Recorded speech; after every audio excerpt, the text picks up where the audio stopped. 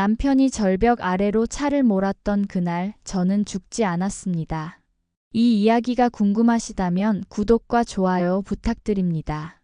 여러분의 응원이 큰 힘이 됩니다. 창밖으로 비가 내리고 있었다. 촉촉하게 젖어가는 거리를 바라보며 나는 따뜻한 차 한 잔을 준비했다. 남편 준호가 퇴근할 시간이었다. 결혼 7년 차. 나는 그 시간 동안 단 한 번도 남편에게 불만을 표한 적이 없었다. 아침마다 정성스럽게 식사를 준비하고 그의 옷을 다림질하고 시댁 행사가 있으면 누구보다 먼저 달려갔다. 민서야, 너 정말 착하다. 시어머니는 늘 그렇게 말씀하셨다. 하지만 그 말 속에 진심이 있었는지는 모르겠다. 어쩌면 그저 편하게 부릴 수 있는 며느리가 좋았던 것 뿐일지도. 나는 내 이름처럼 조용하고 순한 여자였다. 민서. 백성을 다스린다는 뜻이라고 했지만 나는 아무것도 다스리지 못했다. 그저 남편의 그늘 아래서 시댁의 기대 안에서 작고 소심하게 살아왔을 뿐이다. 왔어? 현관문이 열리는 소리에 나는 얼른 일어났다. 준호가 들어섰다. 그런데 뭔가 이상했다. 평소처럼 다녀왔어 하는 인사도 없이 그는 바로 안방으로 향했다. 저녁 준비했어요. 씻고 나올래요? 나중에. 짧고 차갑게 잘린 대답. 요즘 들어 남편은 점점 더 나를 대하는 태도가 달라지고 있었다. 처음엔 회사 일이 바빠서 그런가 보다 했다. 승진 경쟁이 치열하다고 했으니까. 하지만 어느 순간부터 준호는 주말에도 집에 잘 들어오지 않았다. 회식이 잦아졌고 야근이 많아졌다. 전화를 해도 받지 않는 날이 늘어갔다. 그날 밤 나는 잠들지 못하고 뒤척였다. 침대 옆 탁자에 놓인 준호의 휴대폰이 자꾸만 눈에 밝혔다. 진동이 울렸다. 한 번, 두 번, 세 번. 새벽 2시에 누가 연락을 하는 걸까? 손이 떨렸지만 나는 그 휴대폰을 집어들었다. 화면에 떠 있는 이름. 유리. 회사 후배라고 했던가? 몇 번 이름을 들어본 적이 있었다. 예쁘고 일 잘한다고 준호가 칭찬했던 기억이 났다. 메시지를 열었다. 오빠, 오늘 고마웠어요. 역시 오빤 다르죠? 내일도 보고 싶은데. 어떡하지? 민서 씨는 눈치 못 챈 거죠? 심장이 쿵 하고 내려앉았다. 손에서 힘이 빠져 휴대폰이 떨어질 뻔했다. 이어서 나는 대화 내역을 위로 올렸다. 그리고 보고 말았다. 수많은 메시지들, 사진들, 둘이 함께 찍은 사진, 호텔 앞에서 찍은 사진, 키스하는 사진. 입에서 신음이 새어나왔다. 눈물이 흘러내렸지만 소리는 나지 않았다. 그렇게 한참을 멍하니 앉아 있었다. 얼마나 지났을까? 문득 정신을 차리고 보니 동이 트고 있었다. 나는 조용히 침대에서 일어나 거실로 나갔다. 준호는 소파에서 자고 있었다. 술 냄새가 진동했다. 나는 그의 얼굴을 한참 바라봤다. 7년을 함께 살았던 남자. 내가 세상에서 가장 사랑한다고 믿었던 남자. 준호 씨. 내 목소리에 준호가 눈을 떴다. 피곤한 듯 눈을 비비더니 나를 쳐다봤다. 왜? 우리 이야기 좀 해야 할 것 같아요. 무슨 이야기? 당신. 바람 피우고 있죠? 순간 준호의 표정이 굳었다. 그리고 천천히 몸을 일으켰다. 뭐? 유리 씨요. 회사 후배. 그 사람이랑 사귀고 있잖아요. 준호는 한동안 아무 말도 하지 않았다. 그러다 한숨을 길게 내쉬었다. 알았어. 네. 그래, 알았다고. 들켰으면 어쩔 수 없지. 너무나 태연한 목소리였다. 변명도 사과도 없었다. 마치 숙제를 들킨 학생처럼 그저 들켰구나 하는 표정이었다. 준호 씨, 왜 이래요? 우리가 뭐가 문제였어요? 문제가 있었으면 진작에 말했겠지. 그럼 왜 이런 짓을? 이런 짓? 준호가 비웃었다. 민서야, 너 거울 좀 봐. 너 요즘 얼마나 시들해졌는지 알아? 가슴이 무너졌다. 집에만 있으면서 맨날 똑같은 옷 입고 똑같은 요리하고 똑같은 말투로 얘기하고 지겹지도 않아? 나는 당신 좋으라고. 좋으라고? 아니, 난 네가 발전하는 모습을 보고 싶었어. 뭔가 배우고 자기 개발하고 그런 거 말이야. 근데 넌 뭐 했어? 그냥 시댁이나 들락날락하면서 착한 며느리 코스프레만 했잖아. 말이 끝날 때마다 나는 조금씩 부서져 갔다. 그래서 나한텐 이제 매력이 없다는 거예요? 솔직히 말하면 그래. 준호는 냉정하게 말했다. 그의 눈빛엔 어떤 미련도 애정도 남아있지 않았다. 이혼해요. 내가 떨리는 목소리로 말했다. 당신이 바람핀 거니까 위자료 받고 이혼할 거예요. 그게 맞잖아요. 준호는 잠시 생각하는 듯 턱을 괴었다. 그러더니 고개를 저었다. 이혼? 그건 좀 곤란한데? 왜요? 회사에서 내 이미지 생각 좀 해야지. 지금 승진 심사 중인데 바람 피우다 이혼한 놈으로 찍히면 끝이야. 그게 지금 중요해요. 당연하지. 내 커리어가 걸린 문제인데. 나는 어이가 없어서 웃음이 나왔다. 그것도 비참한 웃음이. 그럼 어쩌자는 거예요? 계속 이렇게 살자고요? 준호는 천천히 나에게 다가왔다. 그리고 차분하게 너무나 침착하게 말했다. 그냥 넌 없던 존재가 되면 안 되겠냐? 뭐라고요? 없어져. 조용히. 그럼 모두가 편해져. 그 순간 나는 남편의 눈빛에서 무언가 서늘한 것을 느꼈다. 그건 협박도 농담도 아니었다. 진심이었다. 당신. 설마. 생각해봐. 넌 친구도 없고 친척도 별로 안 만나잖아. 그냥 사라지면 아무도 안 찾을걸? 등골이 오싹해졌다. 나는 뒤로 물러섰다. 준호 씨. 정신 차려요. 당신 지금 무슨 말을 하고 있는지 알아요? 아주 정신 똑바로 차리고 하는 말이야. 그날 이후 집안의 분위기는 최악이었다. 나는 준호와 대화를 끊었고 방도 따로 썼다. 그런데 이상하게도 준호는 태연했다. 오히려 나를 다독이듯 대하기 시작했다. 민서야, 우리 주말에 드라이브나 갈까? 이렇게 사이 나쁘게 지낼 필요 없잖아. 한 번 쏙 시원하게 얘기하자고. 나는 거절하고 싶었다. 하지만 그의 눈빛이 이상하게 느껴졌다. 거부하면 뭔가 더 나쁜 일이 생길 것 같은 예감. 알았어요. 그렇게 토요일 아침 우리는 차에 올랐다. 준호가 운전대를 잡았다. 목적지는 교회의 산길이라고 했다. 경치 좋은데 가자. 거기서 차분하게 이야기하고 차는 서울을 벗어나 점점 외곽으로 향했다. 사람도 차도 적어졌다. 산길로 접어들자 주변은 온통 나무뿐이었다. 준호 씨, 여기 어디예요? 곧 도착해. 하지만 차는 계속해서 올라갔다. 구불구불한 산길. 한쪽은 절벽이었다. 저기, 여기 너무 외진 것 같은데? 괜찮아. 조용한 데서 얘기해야 집중되잖아. 그때 나는 느꼈다. 준호의 손에서 흘러나오는 땀을, 그의 턱에서 경련하듯 떨리는 근육을. 준호 씨. 그 순간 준호가 핸들을 확 꺾었다. 차가 급격히 기울었다. 가드레일이 보였다. 아니, 그 너머의 절벽이 보였다. 쿵. 차가 가드레일을 들이받았다. 금속이 삐걱거리는 소리. 유리가 깨지는 소리. 그리고 차가 공중으로 떠올랐다. 까악. 나는 비명을 질렀다. 세상이 회전했다. 차가 뒤집히며 굴러떨어졌다. 쾅, 쿵, 쾅. 몸이 사방으로 부딪혔다. 피가 흘렀다.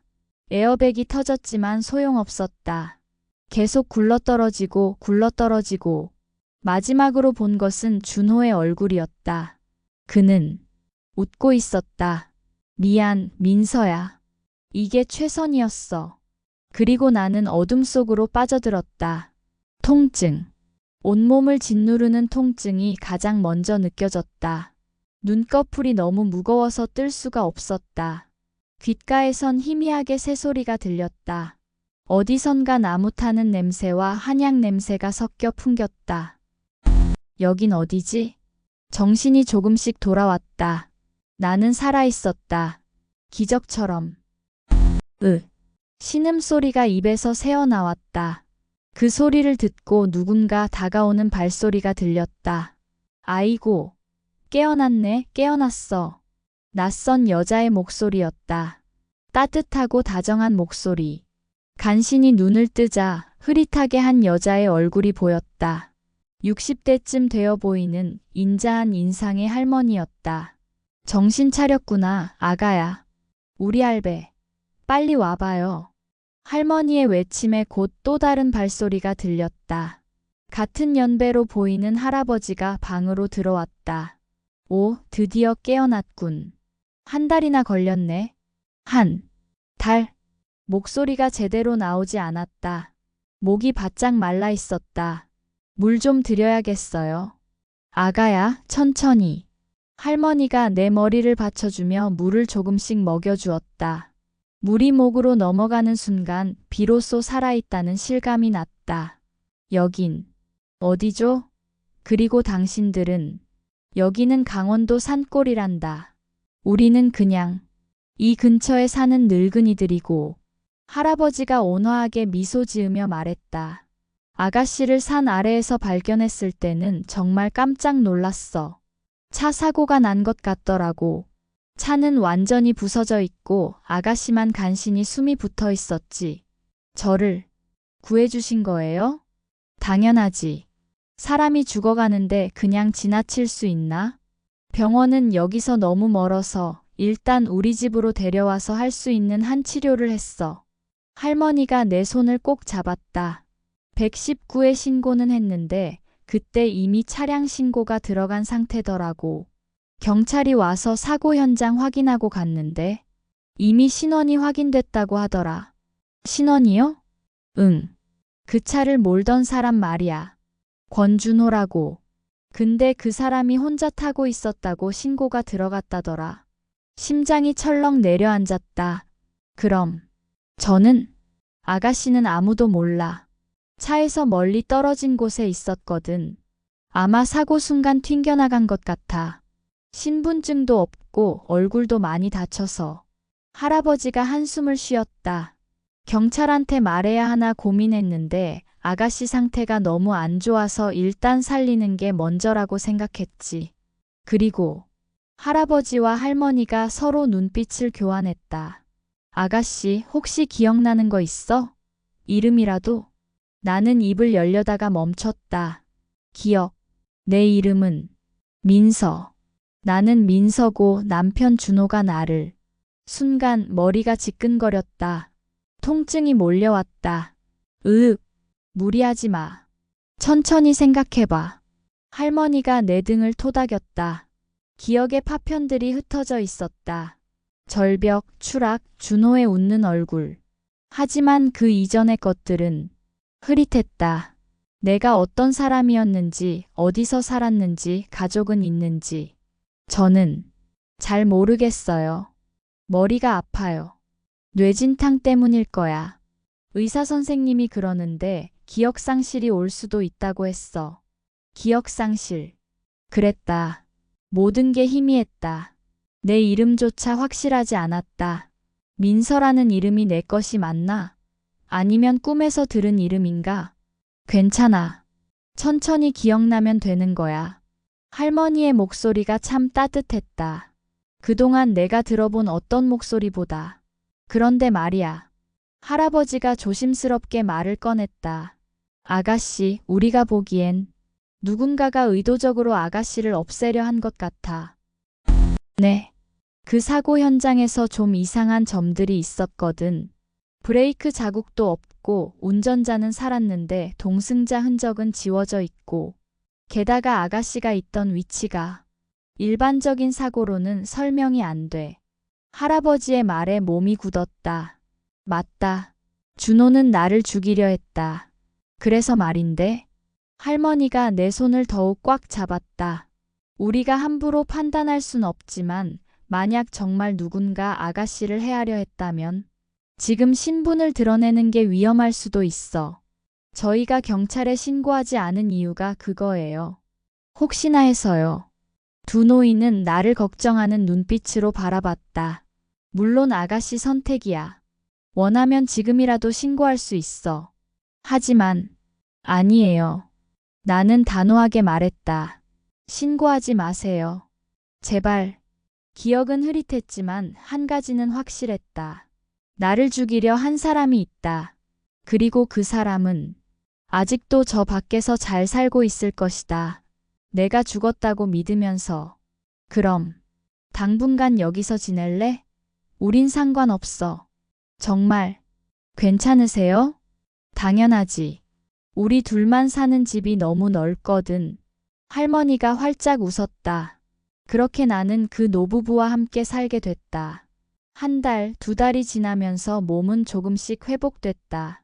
할머니의 정성스러운 간호 덕분이었다. 하지만 기억은 여전히 돌아오지 않았다. 아니, 정확히는 단편적으로만 떠올랐다. 누군가의 얼굴, 누군가의 목소리, 그리고 배신감. 아가야, 이름은 정했어? 어느 날 저녁 할머니가 물었다. 경찰에 신고하지 않으려면 새 이름이 필요할 것 같아서. 새 이름, 새로운 삶. 나는 창밖을 바라봤다. 석양이 지고 있었다. 하늘이 붉게 물들어 있었다.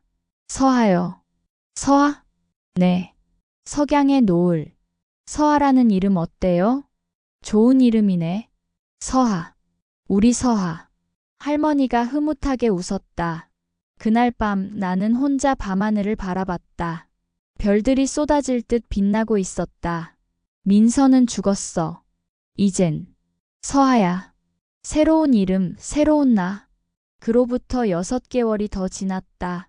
나는 완전히 회복했고 할머니 할아버지를 도와 농사일도 거들었다. 평화로운 시간이었다. 그런데 어느 날 할아버지가 심각한 표정으로 나를 불렀다. 서하야, 우리가 너한테 말할 게 있어. 무슨 일이세요? 거실에 앉자 할머니가 차를 내왔다. 두 분의 표정이 심상치 않았다. 사실은 말이야. 할아버지가 입을 열었다. 우리가 그냥 평범한 노인들이 아니란다. 네. 우리 본래 성은 서씨야. 서울에 있는 한신그룹 들어봤니? 한신그룹. 한국의 10대 재벌 중 하나. 건설, 유통, 금융까지 손대지 않는 곳이 없는 거대 기업이었다. 설마. 내가 그 회사 창업주야. 지금은 은퇴했지만 할아버지의 말에 나는 얼어붙었다. 20년 전에 경영 일선에서 물러나서 이렇게 조용히 살고 있지. 세상 시끄러운 게 싫어서. 우리 자식들이 회사 경영하고 있는데 솔직히 마음에 안 들어. 너무 욕심만 많고 사람 됨됨이는 없어. 할머니가 한숨을 쉬었다. 그래서 우리가 생각한 건데. 할아버지가 나를 똑바로 바라봤다. 서하야, 우리 양녀가 되지 않겠니? 예. 우리 딸로 살아보지 않겠냐는 거야. 법적으로 입양해서 서씨 성을 주고 정식으로 우리 가족이 되는 거지. 하지만 저는 걱정 마. 우리 재산 때문에 그러는 거 아니야. 물론 양녀가 되면 상속권도 생기겠지만 그건 부차적인 문제고. 할머니가 내 손을 잡았다. 우린 그냥 널 진짜 딸처럼 생각하게 됐어. 지난 몇 달 동안 함께 살면서 네가 우리 곁에 있어줬으면 좋겠어. 눈물이 났다. 태어나서 처음으로 누군가 나를 진심으로 원한다는 느낌을 받았다. 저 같은 사람을. 넌 좋은 아이야. 그거면 충분해. 할아버지의 말에 나는 더 이상 참을 수 없었다. 감사합니다. 정말 감사합니다. 그렇게 민서는 완전히 사라졌다. 그리고 서하, 한신그룹 창업주의 양녀로 새롭게 태어났다. 1년 후, 나는 서울로 돌아왔다. 세련된 옷차림에 당당한 걸음걸이로. 할아버지 할머니는 나를 최고의 학원에 보내주었고 나는 미친 듯이 공부했다. 경영학, 경제학, 외국어. 모든 걸 배웠다. 그리고 무엇보다 기억이 돌아왔다. 모든 것이 준호의 얼굴, 그의 배신, 그날의 공포. 전부 다. 이제 시작이야. 나는 거울 속 나를 바라보며 미소 지었다. 권준호. 이제 내 차례야. 민서는 죽었다. 하지만 서아는 살아있다. 그리고 서아에겐 모든 것을 되갚을 힘이 있다. 강남의 한 고급 레스토랑. 샹들리에가 화려하게 빛나는 홀에서 나는 와인잔을 천천히 돌렸다. 붉은 액체가 잔 안에서 소용돌이치며 빛을 반사했다. 서아 이사님, 이번 투자건 정말 감사드립니다. 맞은편에 앉은 중년 남자가 고개를 숙였다. 모 중견기업의 대표였다. 좋은 프로젝트였어요. 서로 윈윈이죠. 나는 우아하게 미소 지으며 대답했다. 1년 전의 나와는 완전히 다른 모습이었다. 할아버지는 나를 한신그룹의 전략투자본부 이사로 임명했다. 20대 후반의 나이에 이사직을 맡는 건 파격적이었지만 나는 그만한 실력을 증명했다. 밤낮 없이 공부했다. 기업 분석, 시장 동향, 투자 전략. 복수를 위해선 힘이 필요했고 그 힘은 지식과 권력에서 나온다는 걸 알았다. 그럼 계약서는 다음 주에 받아보도록 하죠. 네, 꼭 그렇게 하겠습니다. 식사를 마치고 레스토랑을 나서는데 비서 지은이가 다가왔다. 이사님, 오늘 저녁 일정 확인하셨죠? 7시에 더 플라자 호텔 비즈니스 라운지에서 네트워킹 행사가 있습니다. 알고 있어. 참석자 명단 다시 한번 보여줘. 지은이가 태블릿을 건넸다. 나는 명단을 쭉 훑어보다가 한 이름에서 멈췄다. 권준호 상무 마이너스 대한물산 전략기획팀. 심장이 두근거렸다. 하지만 얼굴은 평온함을 유지했다. 좋아. 준비 완벽하게 해줘. 네, 이사님. 저녁 7시. 더 플라자 호텔. 나는 샤넬의 블랙 드레스를 입고 행사장에 들어섰다. 진주 목걸이가 은은하게 빛났고 가볍게 웨이브를 넣은 머리가 어깨 위로 흘러내렸다. 서아 이사님 오셨군요. 행사 주최자가 반갑게 인사했다. 나는 미소로 화답하며 홀을 둘러봤다. 그리고 발견했다. 저 멀리 몇 명의 사람들과 대화를 나누고 있는 남자. 권준호. 2년 만에 보는 그의 모습은 크게 달라지지 않았다. 여전히 잘생긴 외모에 자신감 넘치는 태도. 하지만 내 눈엔 그저 역겨운 살인자로만 보였다. 침착해, 서아. 감정을 드러내면 안 돼. 나는 깊게 숨을 들이쉬고 와인 한 잔을 집어들었다. 그리고 천천히 그쪽으로 걸어갔다. 실례합니다. 명함 하나 부탁드려도 될까요? 내 목소리에 준호가 돌아봤다. 우리의 눈이 마주쳤다. 순간 준호의 눈빛이 흔들렸다. 뭔가 낯익은 듯한 표정이었다. 아, 네. 물론이죠. 준호가 명함을 꺼내며 말했다. 대한물산 권준호입니다. 한신그룹 서하예요. 명함을 주고받는 순간 준호의 손이 미세하게 떨렸다. 그는 내 얼굴을 유심히 바라봤다. 죄송한데 어디서 뵌 적 있는 것 같은데요. 그래요? 전 처음 뵙는 것 같은데. 나는 고개를 갸우뚱하며 웃었다. 완벽한 연기였다. 혹시 서울대 출신이신가요? 아니면 해외 유학? 아니요, 전 국내파예요. 아마 착각이실 거예요. 그럴 수도 있겠네요. 죄송합니다. 준호가 멋쩍게 웃었다. 하지만 그의 눈은 계속 나를 따라왔다. 그래, 익숙하겠지. 7년을 함께 산 아내니까. 나는 속으로 냉소했다. 하지만 겉으로는 우아한 미소를 유지했다. 대한물산이면 요즘 동남아 시장 진출하신다고 들었어요. 오, 잘 아시네요. 네, 베트남 쪽에 공장 설립을 추진 중입니다. 한신그룹도 그쪽 시장에 관심이 많아요. 혹시 협력 가능성에 대해 이야기 나눠볼 수 있을까요? 물론이죠. 언제든 환영입니다. 준호의 눈이 반짝였다. 한신그룹과의 협력은 그에게 큰 기회였을 것이다. 그럼 다음 주쯤 시간 괜찮으세요?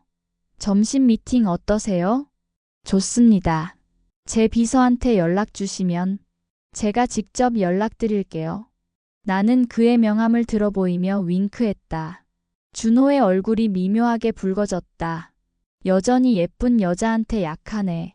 대화를 마치고 자리를 옮기려는데 준호가 다시 말을 걸었다. 서하 이사님. 네. 정말 낯이 익으신데. 혹시 성형 전에. 순간 시간이 멈췄다. 내 심장이 빠르게 뛰었다. 죄송합니다. 실례가 됐다면? 아니에요. 나는 여전히 웃으며 대답했다. 전 성형 안 했어요. 타고났죠. 그리고 돌아서 걸어갔다. 하지만 등 뒤에서 준호의 시선이 느껴졌다. 의심하기 시작했네. 좋아.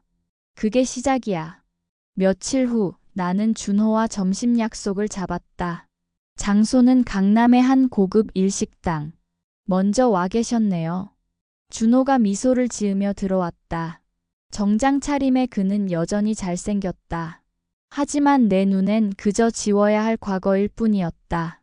시간 약속은 지켜야죠. 우리는 자리에 앉았고 음식을 주문했다. 그래서 베트남 프로젝트는 어느 정도 진행됐나요? 나는 본론으로 들어갔다. 준호는 열심히 설명했다. 시장 조사, 투자 계획, 예상 수익률. 인상적이네요. 한신그룹도 제조업 쪽 확장을 고려 중인데 시너지가 있을 것 같아요. 정말요? 그럼 정말 좋은 기회가 될 것 같은데요. 준호의 눈이 반짝였다. 다만 나는 와인을 한 모금 마시고 말을 이었다. 투자를 결정하기 전에 좀 더 자세한 실사가 필요할 것 같아요. 회사 재무제표, 인력 구성, 그리고 경영진의 신뢰도. 신뢰도요? 네. 요즘 기업 스캔들이 많잖아요. 투자하기 전에 리스크는 최소화해야 하니까요. 준호의 표정이 미묘하게 굳었다. 물론 저희 회사는 그런 문제 없습니다. 그렇다면 다행이고요. 나는 의미심장하게 웃었다. 식사가 끝나갈 무렵 준호가 조심스럽게 물었다. 서하 이사님 혹시 결혼은 하셨어요? 아니요, 아직이요. 왜요? 아, 그냥 궁금해서요. 권 상무님은요? 저도 독신입니다. 거짓말이었다. 내가 알기로 준호는 여전히 유리와 관계를 유지하고 있었다. 내 장례식도 치르지 않은 채. 그렇군요. 나는 대수롭지 않게 답했다. 그럼 다음 주에 우리 회사로 오세요. 투자심사위원회에 참석하시면 될 것 같아요. 네, 알겠습니다.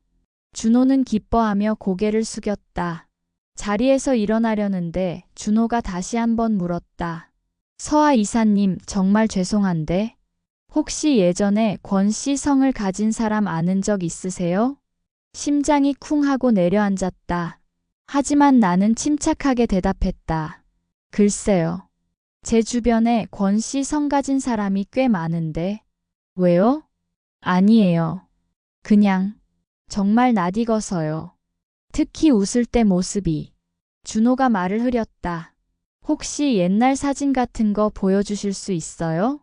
제 과거가 그렇게 궁금하세요? 나는 장난스럽게 웃었다. 제 과거는 좀 복잡해요. 사실 제가 어릴 때 사고로 부모님을 잃고 한신그룹 회장님께 입양됐거든요.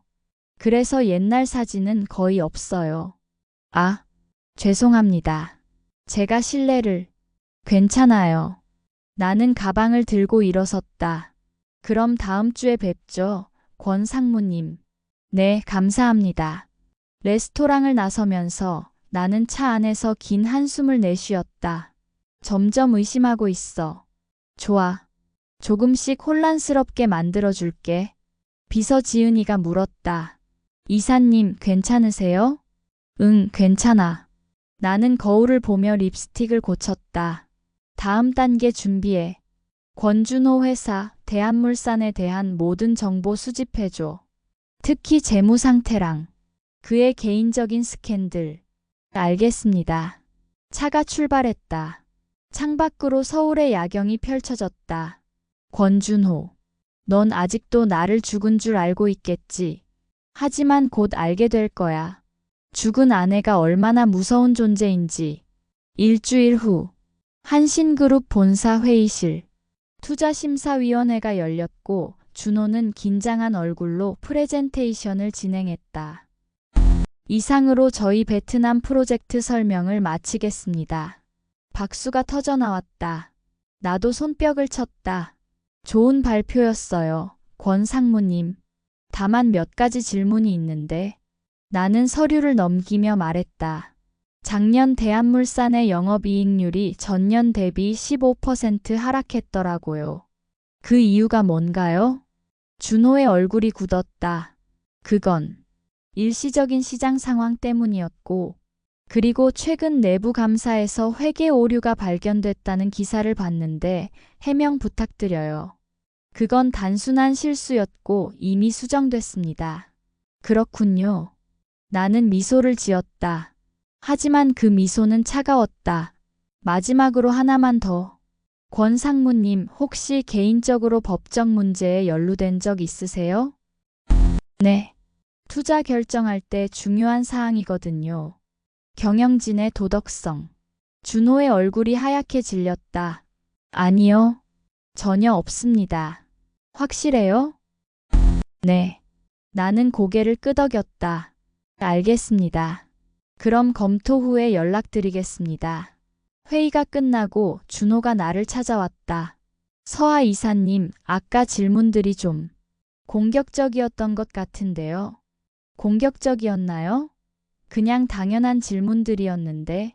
나는 태연하게 답했다. 혹시 저한테 무슨 불만이라도 있으세요? 불만이요? 나는 그의 눈을 똑바로 바라봤다. 왜 그렇게 생각하세요?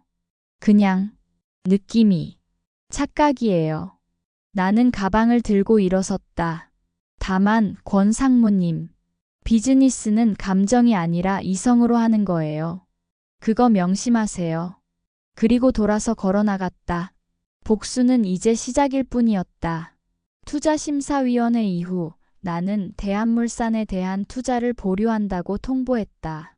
재무 구조가 불안정하고 리스크가 크다는 게 공식적인 이유였다. 하지만 진짜 이유는 달랐다. 준호를 더 깊이 끌어들이기 위해서였다. 이사님, 권준호 상무가 다시 미팅을 요청했습니다. 비서 지은이가 보고했다. 벌써 세 번째네요. 꽤 절박한가 봐.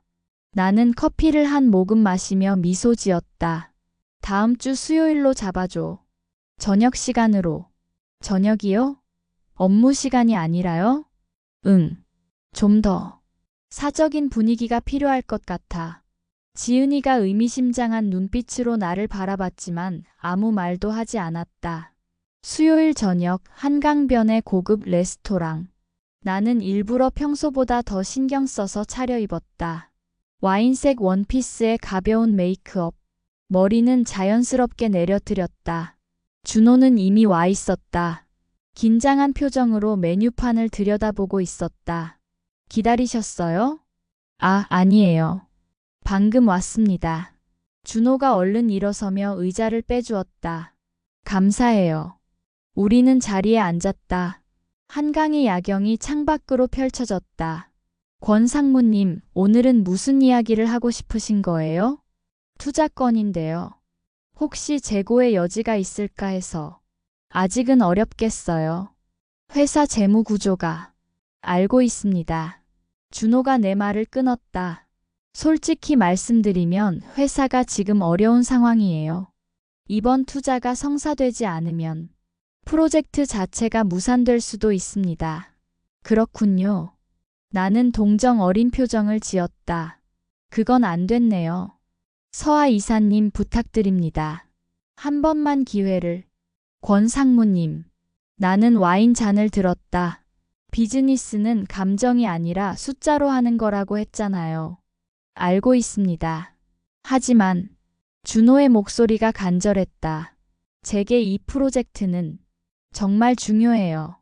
이게 성공하면 임원 승진도 가능하고. 그래서요? 저 개인적으로도 새 출발이 필요한 시기거든요. 새 출발. 그 말에 나는 속으로 비웃었다. 아내를 죽이고 새 출발? 참 편하게 사시네. 무슨 일 있으세요? 개인적으로. 아, 그게. 준호가 잠시 망설이다 입을 열었다. 사실 2년 전에 아내를 잃었습니다. 심장이 쿵 하고 뛰었다. 하지만 나는 차분하게 물었다. 사고였나요? 네. 차 사고였어요. 같이 드라이브를 갔다가 준호의 목소리가 떨렸다. 완벽한 연기였다. 정말 죄송해요. 제가 몰랐네요. 괜찮습니다. 시간이 꽤 흘렀으니까요. 힘드셨겠어요. 솔직히 아직도 가끔 꿈에 나와요. 아내가. 준호가 쓸쓸하게 웃었다. 꿈에서 뭐라고 해요? 내가 물었다. 준호는 잠시 멈칫했다. 원망하는 것 같아요. 왜 자기만 죽었냐고. 그럴 만도 하죠. 남편은 살았는데 아내만 죽었으니. 내 목소리가 차갑게 식었다. 준호가 나를 쳐다봤다. 서하 이사님? 아, 죄송해요. 너무 직설적이었나요? 나는 다시 미소를 지었다. 그냥 객관적으로 본 거예요. 남겨진 사람은 항상 죄책감을 느끼잖아요. 맞습니다. 준호가 고개를 끄덕였다. 그래서 더 열심히 살려고 노력하고 있어요. 아내 몫까지. 아내 몫까지? 웃기지 마. 넌 그저 내 욕심을 채우고 있을 뿐이잖아. 훌륭하시네요. 나는 와인을 한 모금 마셨다. 그런데 권 상무님, 궁금한 게 있어요. 네. 혹시 재혼 생각은 없으세요? 준호의 얼굴이 미묘하게 굳었다. 아, 아직은요. 아직 마음의 준비가. 그렇군요. 나는 고개를 끄덕였다. 하지만 속으로는 다른 생각을 하고 있었다. 유리는 뭐야?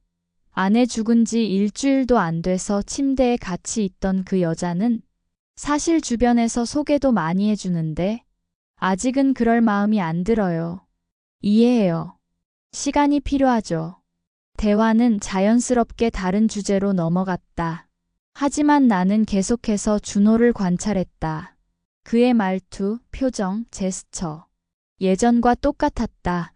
하지만 이제 나는 그 뒤에 숨겨진 거짓을 읽을 수 있었다. 저녁이 끝날 무렵 준호가 조심스럽게 물었다. 서하 이사님 혹시 다음에 또 만날 수 있을까요? 업무적으로요? 아니, 그냥 개인적으로도. 준호의 눈빛이 달라졌다. 남자가 여자에게 보내는 그런 눈빛. 시작됐네. 나는 속으로 미소 지었다. 글쎄요. 생각해 볼게요. 너무 부담스러우셨다면. 아니에요. 그냥 신중한 편이라서요. 나는 가방을 들고 일어섰다. 그럼 오늘은 이만. 식사 잘했어요. 제가 바래다 드릴게요. 괜찮아요. 차 있어요. 나는 손을 흔들고 레스토랑을 나섰다. 차에 오르자마자 나는 거울을 보며 립스틱을 지웠다. 가면을 벗는 순간이었다. 이사님, 잘 되고 있는 건가요? 지은이가 조심스럽게 물었다. 완벽해. 나는 휴대폰을 꺼내 메시지를 확인했다.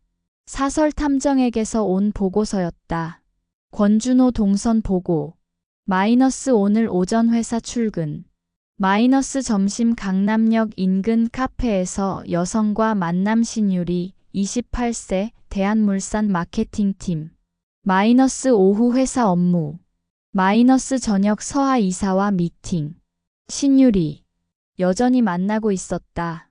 지은아, 신유리라는 사람 알아봐줘. 대한물산 마케팅팀. 네, 이사님. 며칠 후. 나는 우연을 가장해 대한물산 근처 카페에 나타났다. 그리고 예상대로 유리를 발견했다. 실례합니다. 혹시 여기 자리 비었나요? 아, 네. 앉으세요. 유리가 고개를 들었다. 예쁜 얼굴에 밝은 미소. 하지만 내 눈엔 그저 남의 남편을 빼앗은 여우로만 보였다. 감사해요. 여기 사람이 너무 많네요. 나는 자리에 앉으며 자연스럽게 말을 걸었다. 회사 근처세요? 네, 저기 대한물산이요. 어머, 저도 그 회사랑 일하고 있어요. 한신그룹인데? 유리의 눈이 커졌다. 한신그룹이요? 혹시 투자 관련? 네, 맞아요. 전략투자본부 서하예요. 아, 그럼 권준호 상무님이랑 미팅하시는 분이시군요. 유리의 반응이 과했다. 뭔가 경계하는 눈빛이었다. 맞아요. 아시나 봐요? 네, 같은 회사라서요. 요즘 베트남 프로젝트 때문에 스트레스 많이 받으시더라고요. 그래요? 권 상무님 걱정 많이 하시나 봐요. 아, 네. 팀에서 다들 걱정하죠. 유리가 어색하게 웃었다. 그런데 권 상무님, 괜찮은 분이더라고요. 일도 잘하시고, 네, 정말 좋으신 분이에요. 유리의 목소리에 애정이 묻어났다. 근데 좀 안타까워요. 2년 전에 아내분을 잃으셨다면서요? 네, 들으셨군요. 정말 힘드셨을 것 같아요. 혼자 살기 쉽지 않잖아요. 그러게요. 하지만 이제는 좀 나아지신 것 같아요. 유리가 미소 지었다. 의미심장한 미소였다. 새로운 시작을 준비하시는 것 같더라고요. 그런가요? 네. 요즘 표정이 많이 밝아지셨어요. 너 때문이겠지. 죽은 아내 자리에 들어앉을 준비를 하니까. 나는 속으로 이를 갈았지만 겉으로는 밝게 웃었다. 그럼 잘 됐네요. 권 상무님 같은 좋은 분은 행복해야죠. 맞아요. 대화를 마치고 카페를 나서면서 나는 휴대폰을 꺼냈다. 사설 탐정에게 메시지를 보냈다. 신유리 24시간 감시. 권준호와의 모든 접촉 기록. 2주 후. 내 책상 위에 두툼한 서류 봉투가 놓였다. 탐정이 보낸 최종 보고서였다. 천천히 봉투를 열었다. 안에는 사진들이 가득했다. 준호와 유리가 호텔에 들어가는 사진. 준호가 유리에게 명품 가방을 사주는 사진. 그리고 결정적인 증거. 블랙박스 영상 복원 완료. 2년 전 사고 당일의 블랙박스 영상이었다. 탐정이 엄청난 돈을 들여 경찰청 폐기 자료에서 복원해낸 것이었다. 나는 떨리는 손으로 USB를 컴퓨터에 꽂았다. 영상이 재생됐다. 산길. 내 목소리. 준호의 목소리. 준호 씨. 여기 어디예요? 조용한 데서 얘기하자고. 그리고 핸들을 꺾는 순간. 미안, 민서야. 이게 최선이었어. 준호의 목소리가 또렷하게 들렸다. 계획된 살인이었다는 증거였다. 영상을 멈추고 나는 긴 숨을 내쉬었다. 이제 진짜 시작이네. 책상 서랍에서 또 다른 서류를 꺼냈다.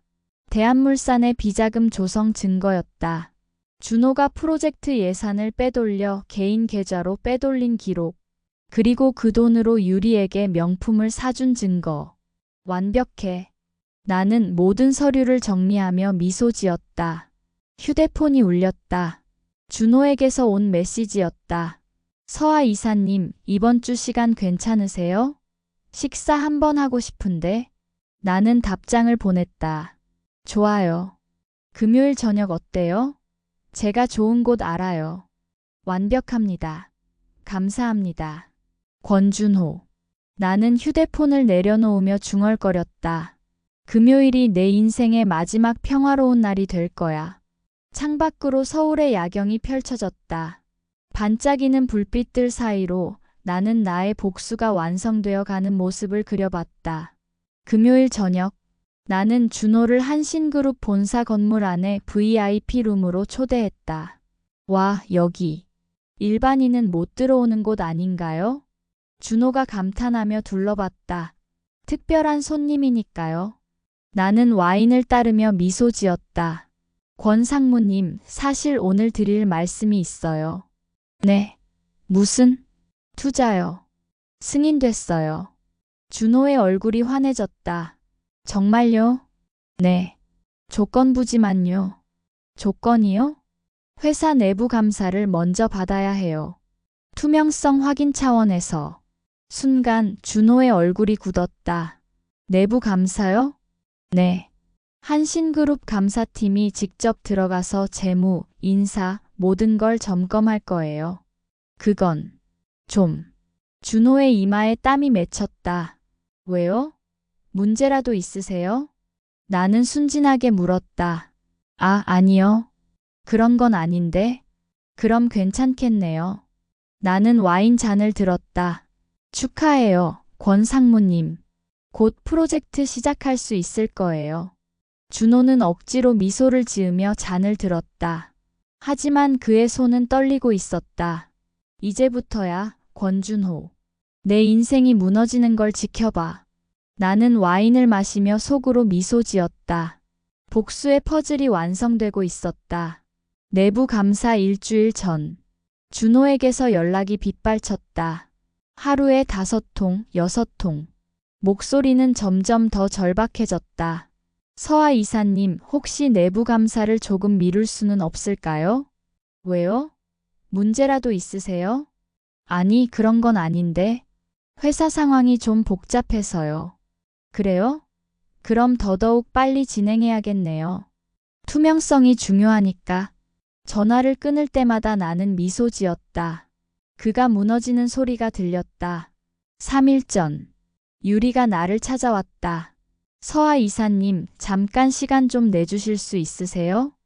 회사 로비에서 기다리고 있던 그녀의 얼굴은 창백했다. 무슨 일이세요? 사실은 준호 상무님 일로요. 우리는 근처 조용한 카페로 자리를 옮겼다. 내부 감사 때문에 너무 힘들어하세요. 혹시 조금만 봐주실 수 없을까요? 왜 유리 씨가 그렇게까지 신경 쓰세요? 내가 물었다. 유리는 잠시 망설이다 입을 열었다. 사실 저희가 사귀고 있어요. 아, 그래요? 나는 놀란 척했다. 근데 권 상무님 아내분 돌아가신 지 얼마 안 됐잖아요. 2년이나 됐어요. 유리가 방어적으로 대답했다. 그리고 솔직히 결혼 생활이 행복하지 않았대요. 그래서 더 빨리 잊고 싶어 했던 것 같아요. 그렇군요. 나는 커피를 한 모금 마셨다. 그런데 유리 씨, 궁금한 게 있어요. 언제부터 사귀셨어요? 한 2년 정도요? 2년이면 아내분 돌아가시기 전부터네요. 유리의 얼굴이 굳었다. 그건 괜찮아요. 제가 뭐라고 할 입장은 아니니까. 나는 여전히 미소를 유지했다. 다만 한 가지는 알아두세요. 비즈니스는 감정으로 하는 게 아니에요. 내부 감사는 예정대로 진행될 거예요. 하지만, 그리고 유리 씨. 나는 몸을 앞으로 기울이며 속삭였다. 혹시 준호 상무님이 회사 돈을 빼돌린 거 알고 계세요? 유리의 눈이 흔들렸다. 모르는데요. 그럼 이건 어떻게 설명하실 건가요? 나는 휴대폰을 꺼내 사진 한 장을 보여줬다. 준호가 유리에게 500만 원짜리 명품 가방을 사주는 장면이었다. 이 돈 회사 비자금에서 나온 거예요. 증거도 다 있고요. 유리의 얼굴이 하얗게 질렸다. 저는 몰랐어요. 물론이죠. 당신은 모르셨겠죠. 나는 휴대폰을 거뒀다. 하지만 경찰은 그렇게 생각하지 않을 거예요. 공범으로 볼 수도 있죠. 저 정말 몰랐어요. 제발, 진정하세요. 나는 차분하게 말했다. 내가 경찰에 신고하진 않을 거예요. 아직은요. 정말요? 대신 내부 감사 때 협조해 주세요. 준호 상무님이 뭘 숨기고 있는지 당신이 제일 잘 알잖아요. 유리는 한참을 고민하다 고개를 끄덕였다. 알겠어요. 내부 감사 당일. 대한물산 본사는 아침부터 긴장감으로 가득했다. 한신그룹 감사팀이 도착했고 준호의 얼굴은 새하얗게 질려 있었다. 권 상무님 괜찮으세요? 나는 걱정스러운 표정으로 물었다. 네, 괜찮습니다. 잘 됐네요. 그럼 시작할까요? 감사는 예정대로 진행됐다. 재무서류, 계약서, 이메일 기록, 모든 것이 샅샅이 뒤집혔다. 그리고 오후 3시. 상무님, 이게 뭡니까? 감사팀장이 서류 한 뭉치를 내밀었다. 2천만 원이 빠진 것 같은데요. 설명 부탁드립니다. 그건 프로젝트 예비비로. 예비비 항목에 기록이 없는데요. 준호는 말문이 막혔다. 그리고 이 계좌로 입금된 내역이 있습니다. 개인 계좌로요. 감사팀은 차례차례 증거를 내놓았다. 준호의 얼굴에서 혈색이 사라졌다. 이건 오해입니다. 제가 설명을, 경찰 조사를 받으셔야 할 것 같습니다. 그날 저녁, 준호는 체포되지는 않았지만 징계위원회에 회부됐다. 그리고 나는 그를 따로 불렀다. 서하 이사님, 이게 다 당신 계획이었어요? 준호가 떨리는 목소리로 물었다. 무슨 말씀이세요? 이 모든 게 너무 완벽해요. 마치 저를 함정에 빠뜨리려고. 권 상무님, 피해망상은 좋지 않아요. 나는 여전히 미소를 지었다. 당신이 횡령한 건 사실이잖아요. 제가 만든 증거가 아니라 당신이 만든 증거예요. 준호는 고개를 떨구었다. 이제 다 끝났네요. 회사도, 프로젝트도, 승진도. 그렇네요. 나는 가방에서 서류 봉투를 꺼냈다. 그런데 권 상무님, 마지막으로 하나만 더 보여드릴게요. 봉투를 열어 사진 한 장을 꺼냈다. 2년 전 사고 현장의 사진이었다. 이게 뭐죠? 2년 전 당신이 아내를 죽인 날. 순간 시간이 멈췄다. 준호의 얼굴에서 모든 표정이 사라졌다. 뭐라고요? 권준호 씨. 아니, 살인자 권준호. 나는 천천히 일어서며 그의 눈을 똑바로 바라봤다. 당신 아내 민서. 기억나세요? 서하 이사님. 갑자기 왜? 민서가 어떻게 죽었죠? 산길에서 차 사고? 그런데 이상하게도 블랙박스에는 다른 게 찍혀 있더라고요. 나는 노트북을 열어 영상을 재생했다. 준호의 목소리가 스피커에서 흘러나왔다. 미안, 민서야. 이게 최선이었어. 그리고 핸들을 꺾는 장면. 준호는 화면을 멍하니 바라봤다. 입술이 파르르 떨렸다.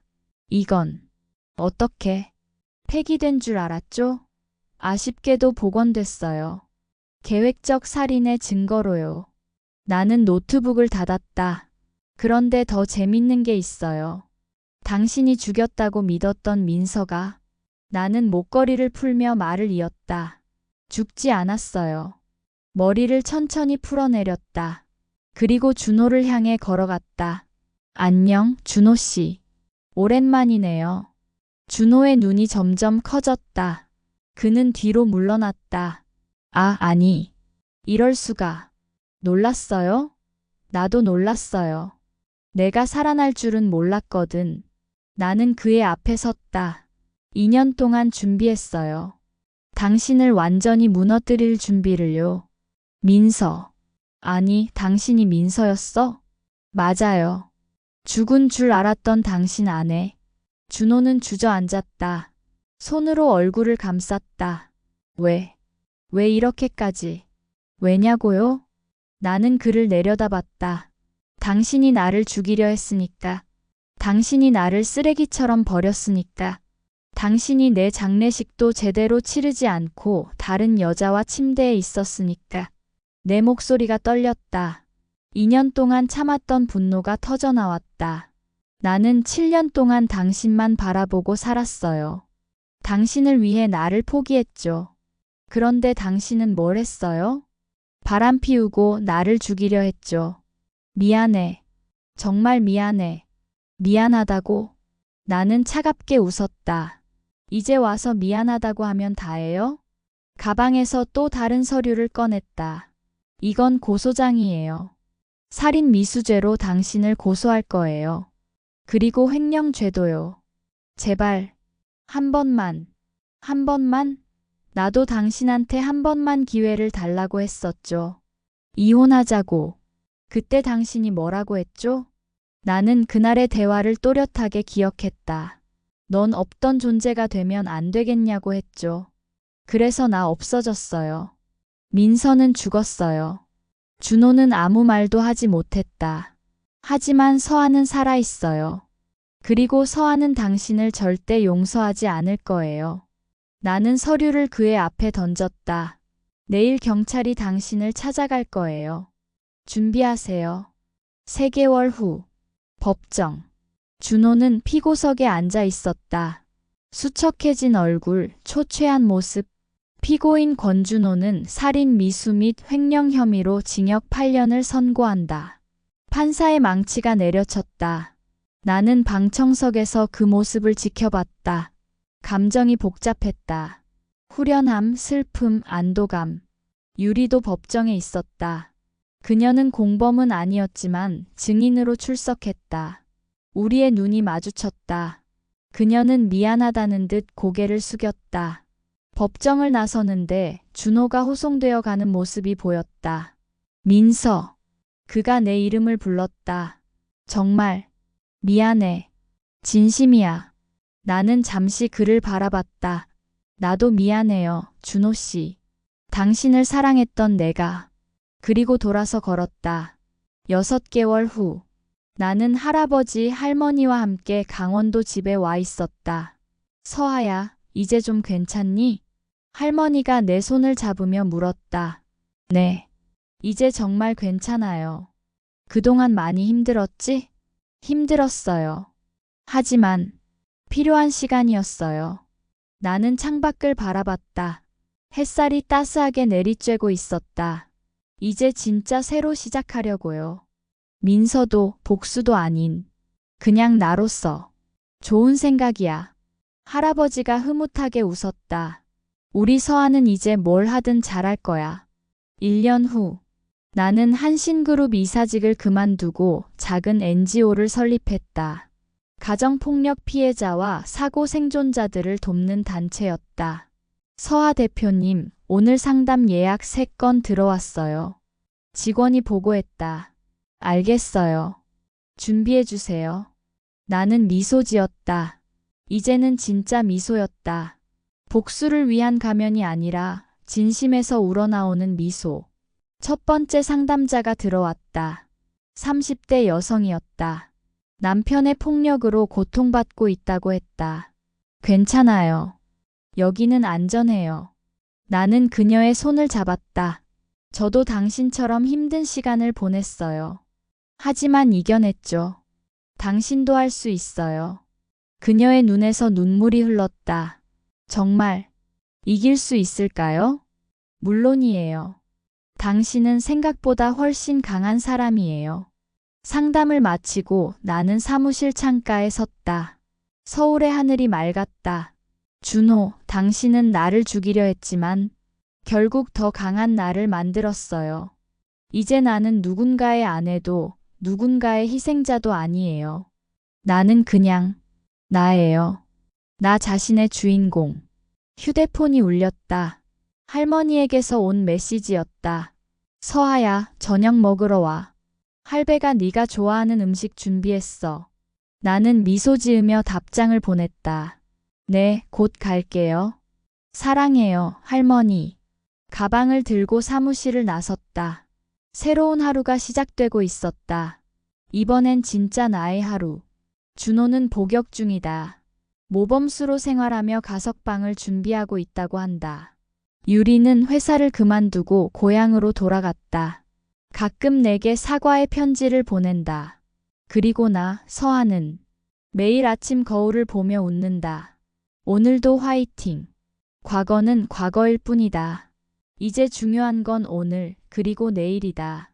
나는 더 이상 죽은 아내가 아니다. 나는 살아있는 서아다. 이야기는 여기서 끝이지만 당신의 응원은 계속됩니다.